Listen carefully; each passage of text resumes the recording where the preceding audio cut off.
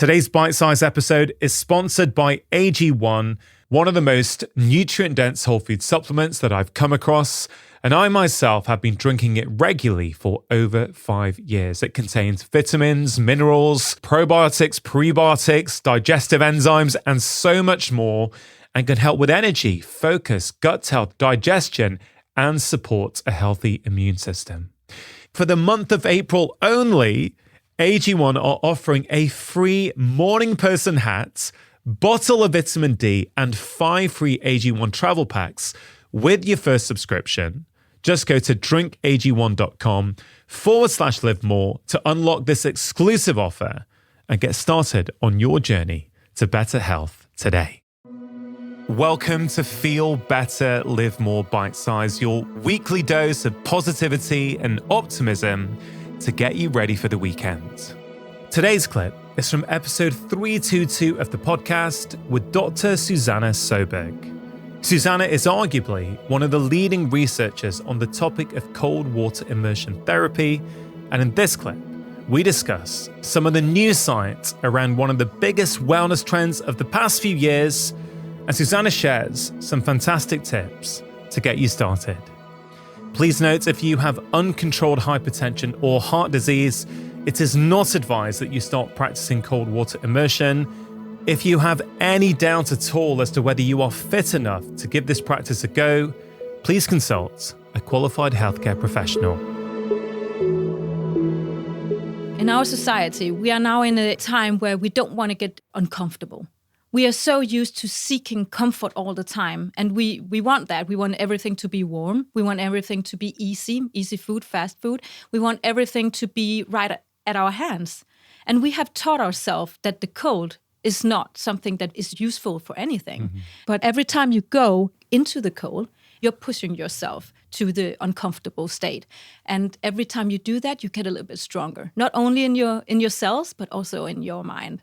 You can take this way of conquering a stressful situation in other life situations, and knowing that I could get through this, then I can also get through something else. Yeah.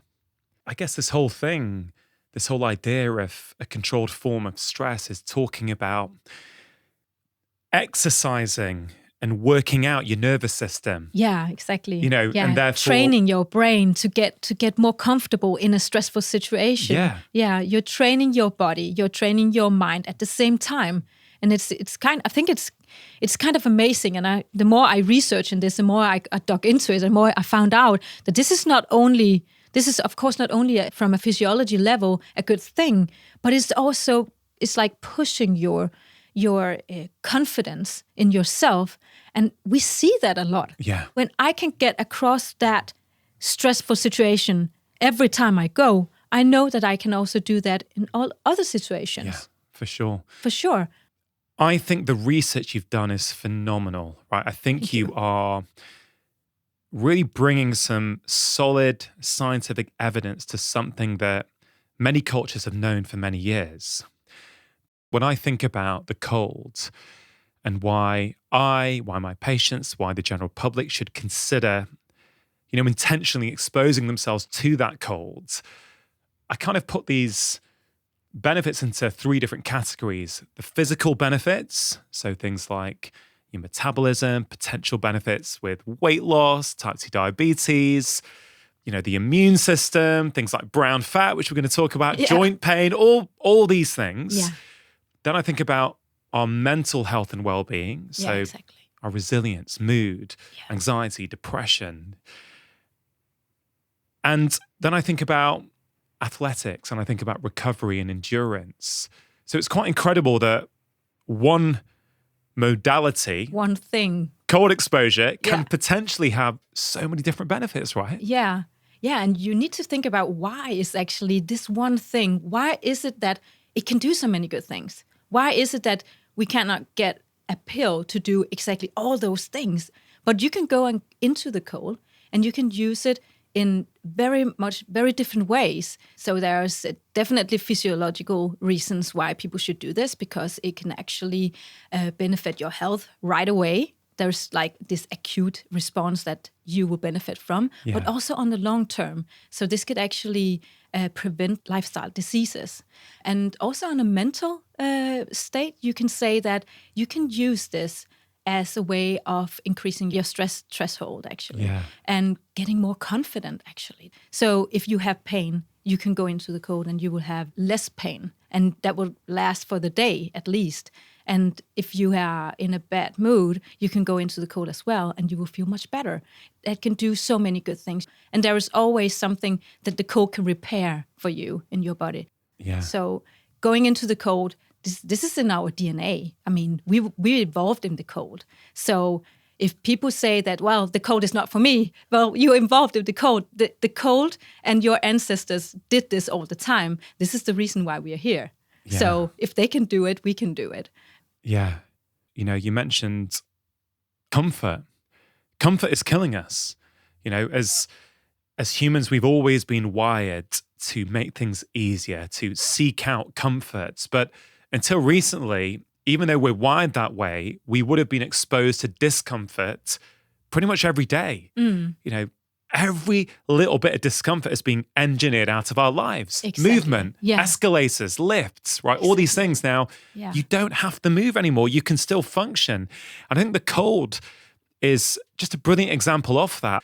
I think for many of us, we've narrowed our experience of life. Everything's, you know, let's talk about temperature. We've got heating or air conditioning at home and in the car and in the office. So we're never being exposed. So our whole world is coming inwards, which is why presumably we have this low tolerance to anything, low tolerance to stress, low tolerance to heat. Exactly. And I absolutely agree with you that like regularly with these controlled doses of exposure to this form of stress will little by little start to widen that window. So, you know, over time, yes, you're more tolerant to the cold, but you'll also be more tolerant to the stress that you experience in everyday life. Yeah, exactly. Yeah, I love that. Yeah, it's exactly. So taking the cold out of your everyday, which we have done. We have warm clothes on. We have very warm rooms. We sleep with big pillows and blankets and everything. So we are not exposing ourselves to something that we were actually born to do, to be evolved in different temperatures. And we actually know this from a very special organ that we have in our body. Nobody knows about this organ. It's not something that we have explored that much, but it's called the brown fat. Wow. So the healthy brown fat, I call it healthy, and it is healthy, is quite opposite to our white fat. And this special, little bit mystic organ that we have is actually the temperature regulated that we have in our body. And if we don't get exposed to different temperatures changing on our skin, then we are not using this organ in our body. We have found out that this organ is not only controlling our temperature from the inside, it's actually also helping your metabolism. So it has a huge impact on our health. And we can see in studies that if people don't have the healthy brown fat, they have more obesity, they have a higher BMI, but they also have type 2 diabetes. So there's definitely a correlation of less brown fat and being overweight and having type 2 diabetes and have cardiovascular diseases. And this is also increasing, of course, with age. But we also see that if you have brown fat, that your energy expenditure goes up, and that you will have a lower blood pressure, you will have less obesity and not having type 2 diabetes, for example. So it's quite new that people are doing all this research in it. But we found out that if we can activate the brown fat, it will not only increase our temperature from the inside, but it will also use our glucose and it will use our fat from our bloodstream as fuel. And this is really good for us because then we are cleaning up some of the stuff that we have put in and sitting on our couch and eating all this very comforting food. So we have too much of that. That is why we have all these lifestyle diseases. But the brown fat is not being used in our society because we are so comfortable all the time. So if we can get cold on our skin, we can activate the brown fat, and it would do that immediately, actually. Yeah. It is mystic, but it's also underrated, what it's doing for us. But we can definitely see in my studies and also in humans that if you don't have that much brown fat, that you will have more obesity, more lifestyle diseases, higher cholesterol levels, and higher blood pressure. I mean, it's so many people think that, oh, this mystic new brown fat, you need to get into a cold tub and you need to be there for 10 minutes or something like that. It's very extreme, I think. It's very extreme that you go into a cold and sit there for a very long time. Some people do it for half an hour. It's not that I'm trying to promote, at least. I'm just saying that try to get cold in some way. If it's a cold shower, then do that. If you like cold plunging, then do that. But you can also turn down the heater in your living room. So there's actually studies showing from, I think it was 2009, where they showed that people who sleep in a warm room for a month, they measured on these MRI imaging, they could see how much brown fat do these people have. Mm-hmm. And then they slept in the same in a room at 19 degrees, so colder, at least not very cold, but 19 degrees Celsius, right? That is okay cold. And they saw that they increased the amount of brown fat, but also that they get more insulin sensitive, actually. Wow. Yeah, so that is just 1 month. Sleeping at 19 degrees, they saw the increasing amount of brown fat. So just getting cold from different reasons will keep your brown fat alive. And what I mean alive is that the brown fat cells, they need to get activated to stay alive. It's like a muscle. You can compare the brown fat to a muscle. If you keep activating it, it will be more efficient. It will also know, it's like any other thing in our body. If we use it, then it's useful. And then the body keeps it. And when you're going into the cold, you are telling your brown fat, I need you. Yeah. It's so interesting. We mentioned the potential benefits for obesity and type 2 diabetes. And, brown fat is one of the key mechanisms there for us to think about. We mentioned resilience and how, deliberately doing something uncomfortable is going to make it easier for you to cope with that stress, tolerate the cold, and that's going to transfer to other areas of your life. That's interesting. Let's go about the immune system. You talk about lots of different studies. I wonder if you could start off with the cold shower one, because cold showers are probably one of the most achievable things for people across the world, right? They can probably get into a cold shower. They don't have to go anywhere, join a club somewhere, all that kind of stuff. So, but that was a pretty powerful study, I thought. Yeah, I think so too. It's a randomized controlled trial, which was done in Amsterdam. The study is about cold showers versus hot showers, you can say. So all the participants in this study, they were divided into different groups. They wanted to see what happens if you end your hot shower on cold. What happens after 30 days if you do that? And if you do it for 30 seconds, 60 seconds, and 90 seconds. Which is not very long, right? Okay, so people are having a hot shower. They have a hot shower. And they did literally, at the end, they finish with cold, but it's either 30 seconds cold, 60 seconds cold, or 90 seconds cold. Yeah. Okay, that's not long. That's not long, but it's long if you don't like the cold. So, but you can build this up. But what they found, I found very fascinating actually, was that they saw that ending on the cold shower for 30 seconds, 60 seconds, or 90 seconds, it doesn't really matter, apparently. So 30 seconds is enough, but they saw that they have less sick days from work. So less sick days from work could be an outcome of maybe boosting your immune system, and that way you also feel better because of the chemicals in the brain. So it could also be that. It's the whole package of like going into the cold and getting this increase in all the brain chemicals, but also a boost in your immune system.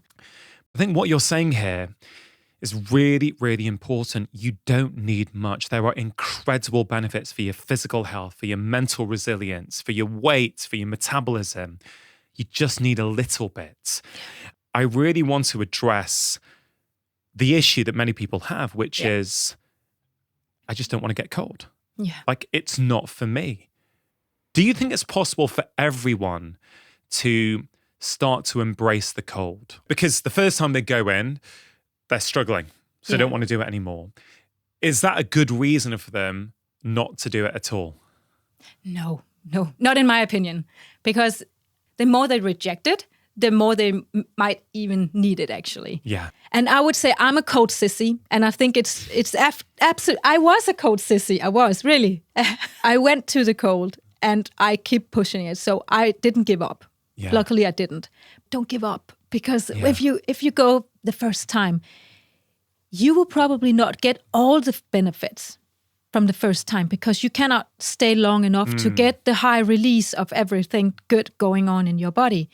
You will have to get through the first 3, 4, 5 rounds. I mean, so you need also to keep to it and believe in it. Just stick to it, because it's like starting up exercise in your training center, right? It will hurt. The first 5 kilometers you run would definitely hurt more than when you do it 5 times, right? And you don't start with a marathon, right? You never do that. So you don't start with 30 seconds in the shower. You start by 5 seconds, and then you build up to 10, 15, and maybe you can do 30 from the beginning. But that's because people are different. So just believe in it and just keep pushing it, because at some point you get so adapted to it. It won't take long, but it will definitely take a few times. So that is why I'm saying, no, try it first time and you're like, oh, that's not for me. Yeah. That only hurt. Yeah, it hurts the first time. But running 5 kilometers after a long break also hurts. Yeah. You don't have to be good at it or good at anything, actually. This is just going in to the cold is something everybody can do. If you don't suffer from heart diseases or unregulated high blood pressure, I think that this is definitely something that we can tell people to do in a controlled way. Get yourself the motivation to get in there and just see what happens. Do it day after day for let's say 3-4 days, and just observe what happens. Do you know what I mean? It's that simple, but it's very simple. That effective as well. Hope you enjoyed that bite-sized clip. Hope you have a wonderful weekend, and I'll be back next week with my long-form conversation on Wednesday and the latest episode of Bite Size next Friday.